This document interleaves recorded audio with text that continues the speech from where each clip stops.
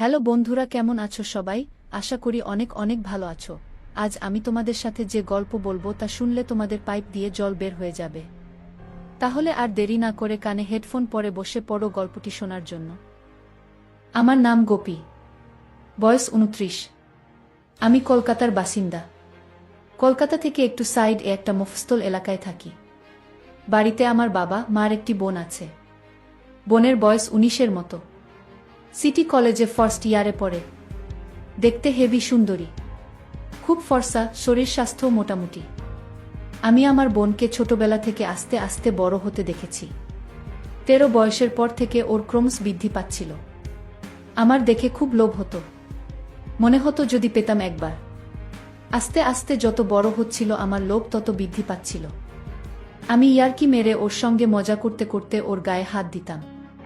এটা প্রায় আজ থেকে মাস 6 আগে, কিন্তু সে কাহিনী তোমাদের পরে শোনাব। কিন্তু আজ যেটা বলবো সেটা হলো এই মাত্র কাল আর পরশু যা ঘটেছে।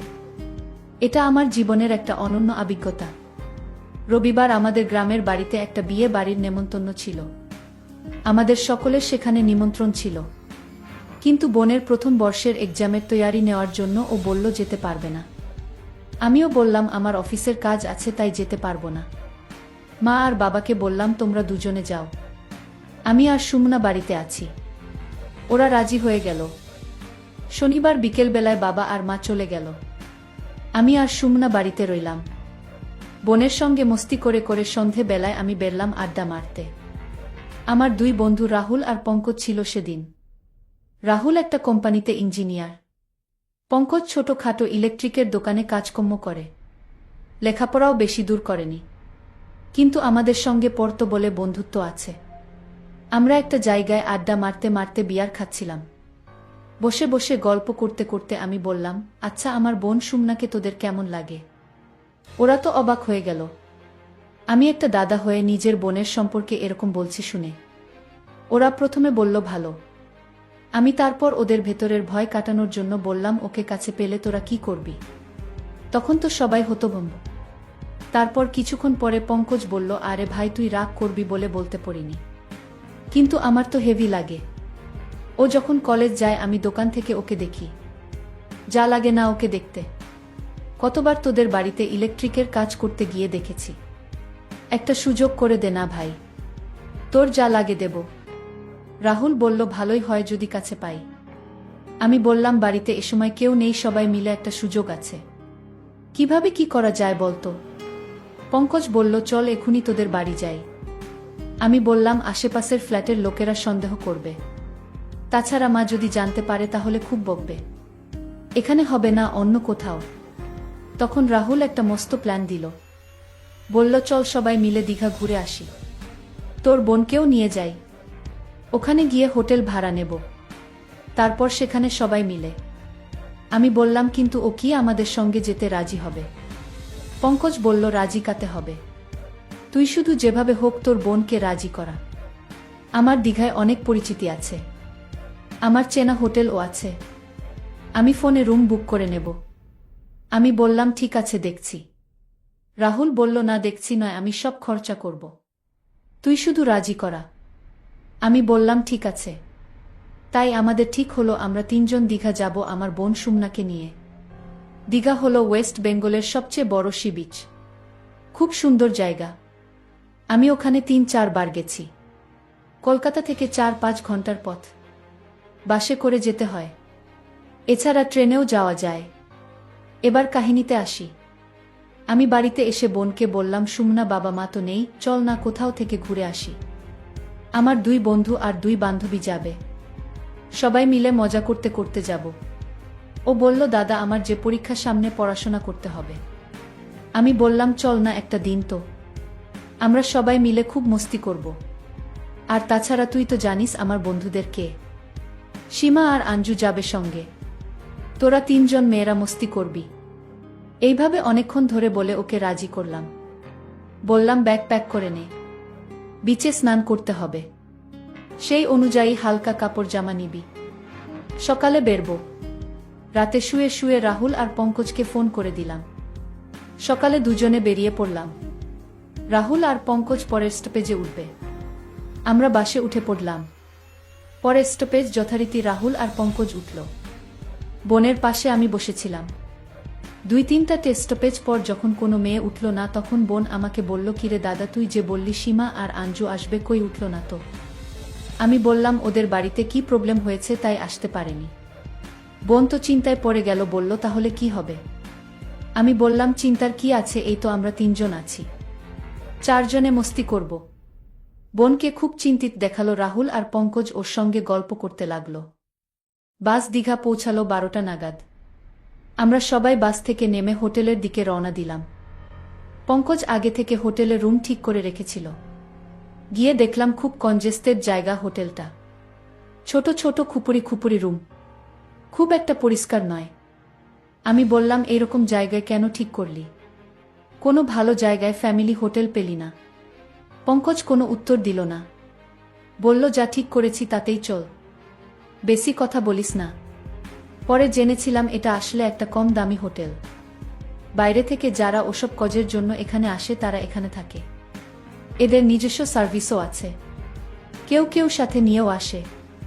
যাই হোক, আমরা 2টো রুম বুক করলাম, একটা বোনের জন্য আর একটা আমাদের 3জনের জন্য। আমরা রুমে ঢুকে প্ল্যান করলাম বিচ যাওয়ার আগে একটু ড্রিঙ্ক করব। তাই বোনের রুমে নিয়ে গিয়ে বললাম, তুই ফ্রেশ হয়ে নে, একটু পরে বিচে যাব, আমরা খাবার নিয়ে আসছি। এই বলে আমরা বাইরে গেলাম। একটা বারে বসে বসে হুইস্কি আর খাবার খেলাম।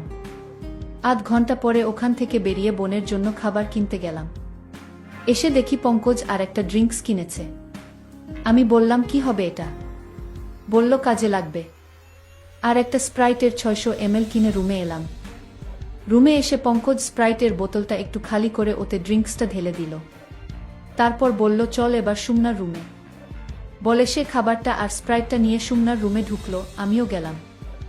গিয়ে বললাম, তুই ফ্রেশ হয়েছিস? বোন বলল, হা দাদা। আমি বললাম, খেয়ে নে, তারপর বিচে যাব। পঙ্কজ ওকে স্প্রাইটটা দিল, বলল, সুমনা তুমি এটাও খেয়ে নাও। আমরা বসে বসে গল্প করতে লাগলাম।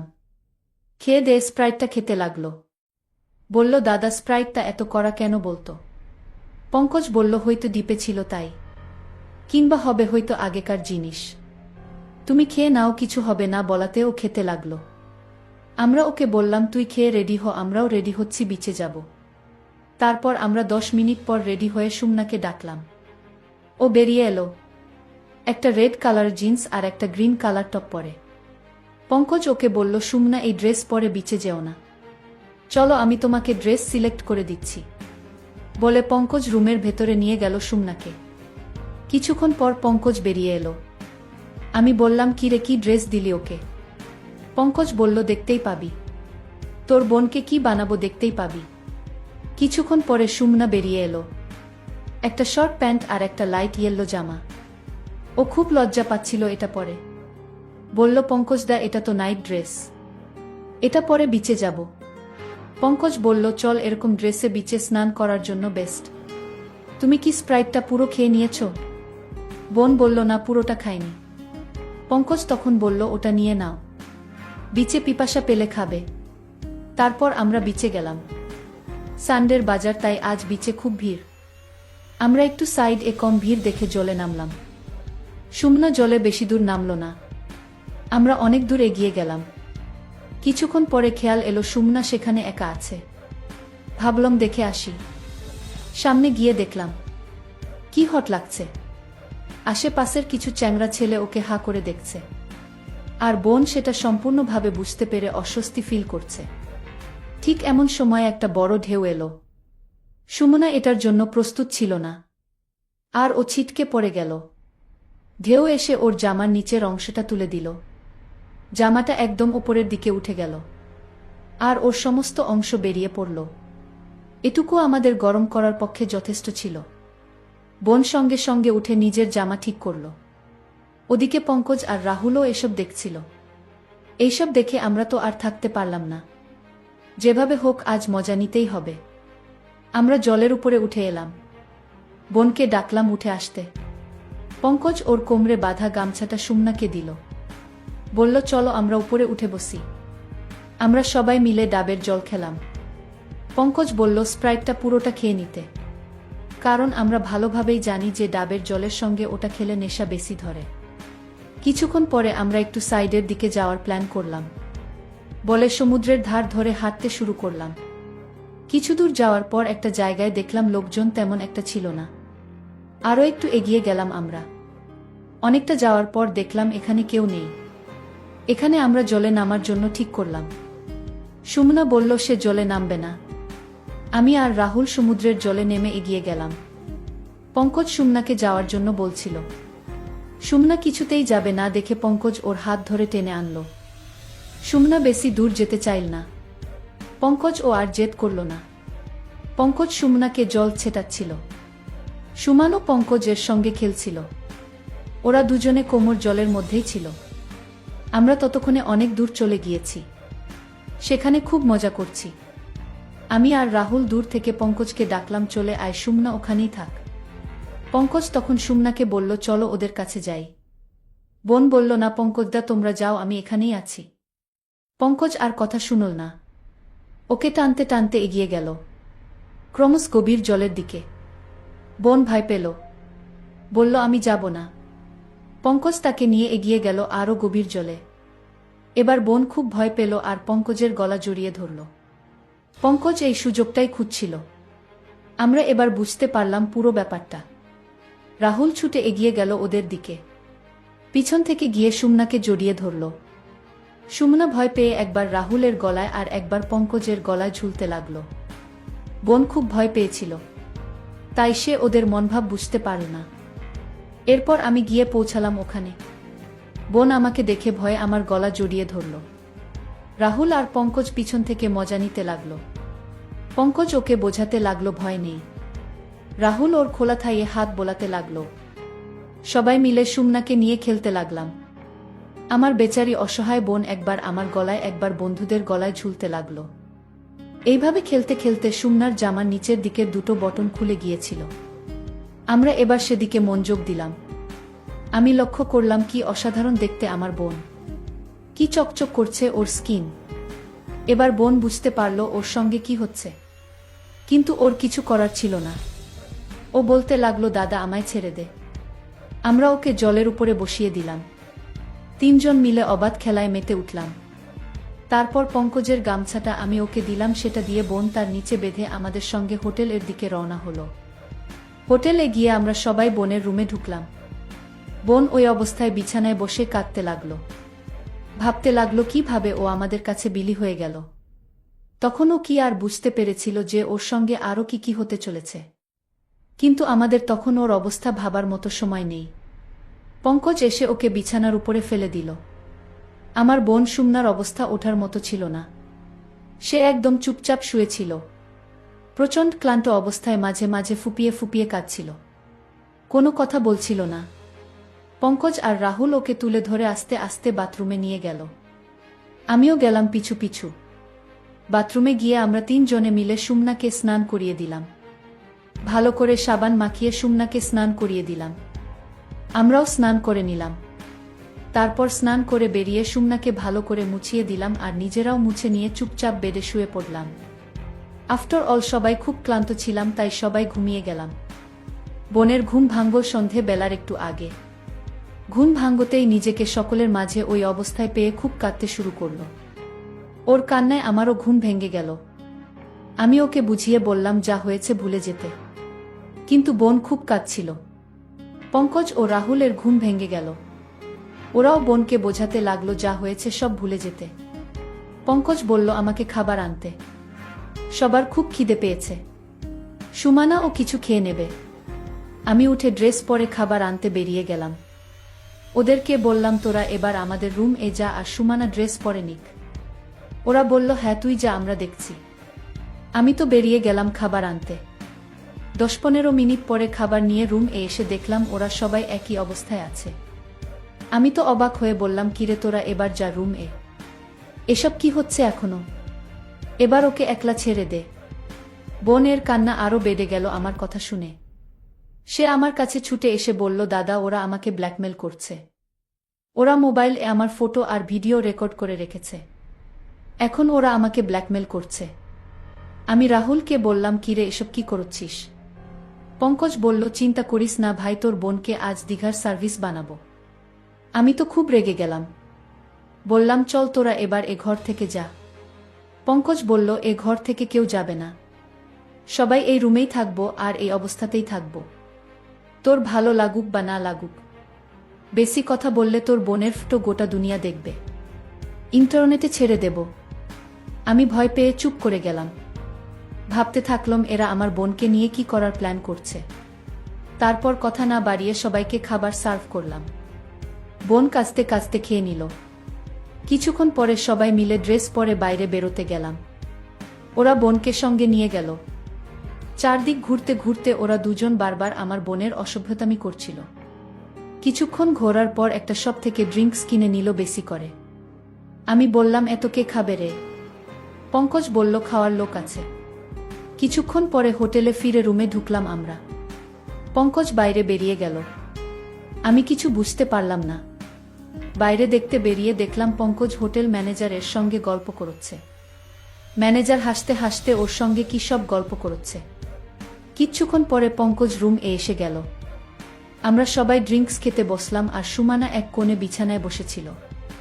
পঙ্কজ বলল, এসো রানী, আমাদের পানি ঢেলে দাও। সুমানা না বলল।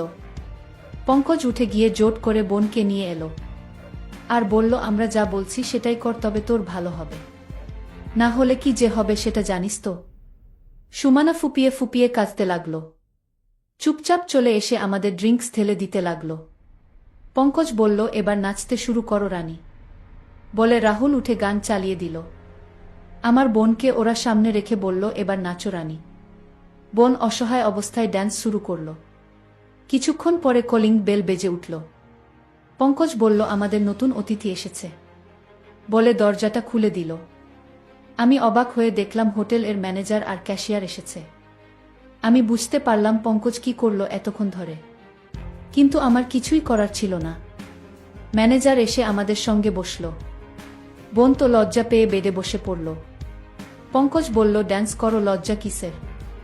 আজকে আমাদের নিউ পার্টনার এরা, বলে সুমানাকে ধরে টেনে নিয়ে এলো আর নাচাতে লাগলো। আমার অসহায় বোন সুমানা কয়েকজন লোকের সামনে ড্যান্স করতে লাগলো। ম্যানেজার বলল, কি সুন্দর মেয়ে এনেছ, কোথা থেকে পেলে? এ তো দীঘার টপ হয়ে যাবে, আজকে একে আমরা টেস্ট করি, তারপর দেখছি। সুমানা ড্যান্স করতে করতে ড্রিঙ্কস ঢেলে দিতে লাগলো। ক্রমশ আসর জমে উঠল। ম্যানেজার মাঝে মাঝে উঠে আমার বোনের সঙ্গে ড্যান্স করতে করতে তার সাথে বেয়াদবি করতে লাগলো। কিছুক্ষণ পরে রাহুল উঠে সব খুলে দিল। ম্যানেজার আর ক্যাশিয়ারও খোলার লাইসেন্স পেয়ে গেল।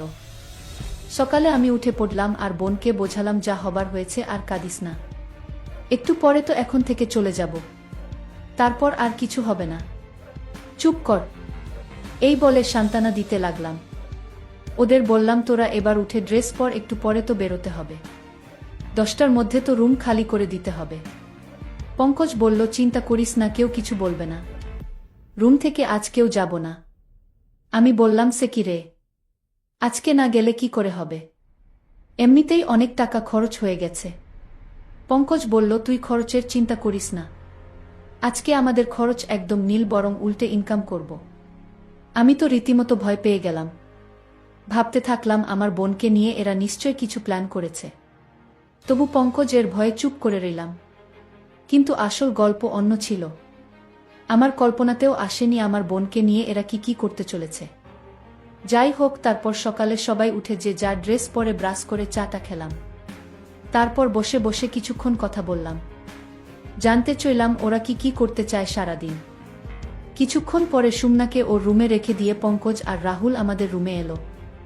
আমি আমার বোনকে সান্ত্বনা দিতে লাগলাম। কিছুক্ষণ পরে আমিও এই রুমে এলাম। ওদের বললাম, হ্যাঁ রে, আজকে তোরা কি আবার সি বিচে সুমনাকে নিয়ে যাবি? ওরা বলল, আজ আর সি বিচ নয় রে পাগলা, শুধু দেখ তোর বোন আমাদের আজ কোথায় কোথায় নিয়ে যায়। কিছুক্ষণ পরে হোটেলে ফিরে এসে সুমনার রুমে খাবার পৌঁছে দিয়ে এলাম।